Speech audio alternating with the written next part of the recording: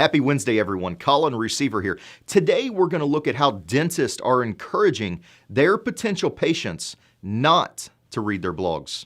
Stay tuned.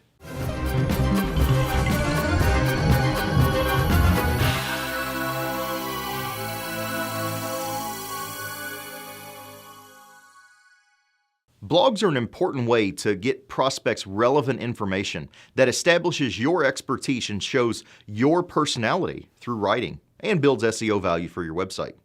If you don't know how often people are reading your blogs or how long they stay on the page to read them, you have bigger issues than we're discussing here. Suffice it to say, you should be tracking how long visitors are staying on each of your web pages and how many people are visiting them. So let's assume for the purpose of this podcast that you do know and you are dissatisfied with the numbers that you have. Here's 4 mistakes that you could be making that are turning off your readers. Number 1, you're not addressing their problems.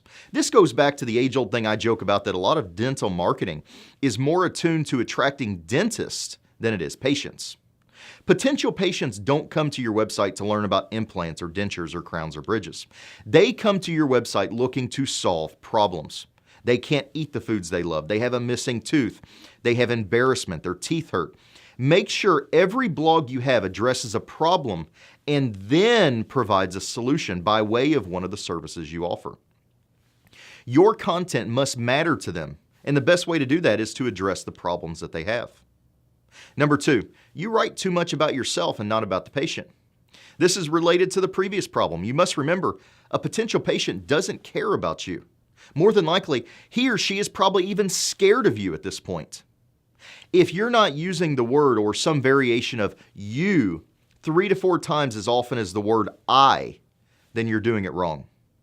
People aren't on your website to learn about you, not in the initial stages.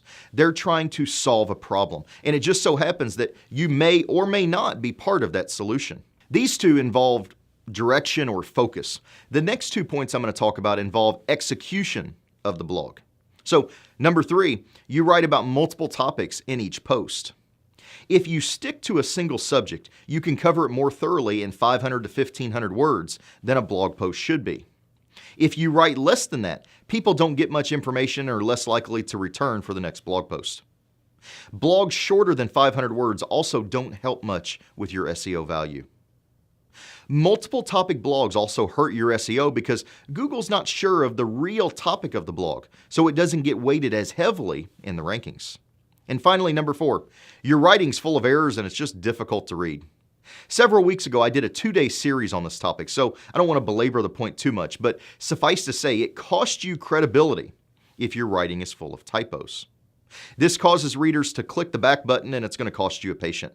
Also, no one wants to read your blogs that have words that they don't understand, whether it's written above their education level or it's just big words that are complex or technical or clinical words. Write your blogs for the masses. Short words, short sentences, short paragraphs. If people can't understand what you're writing, they're just going to stop reading. The same can be said for type that is too small, backgrounds that are too dark, reverse contrast, and anything else that physically makes it difficult to read your blog. Fix these errors and you'll increase your blog readership and your number of new patients. Come back tomorrow. We're going to talk about the changes to Facebook ads in 2015 that are affecting you. Until then, keep moving forward.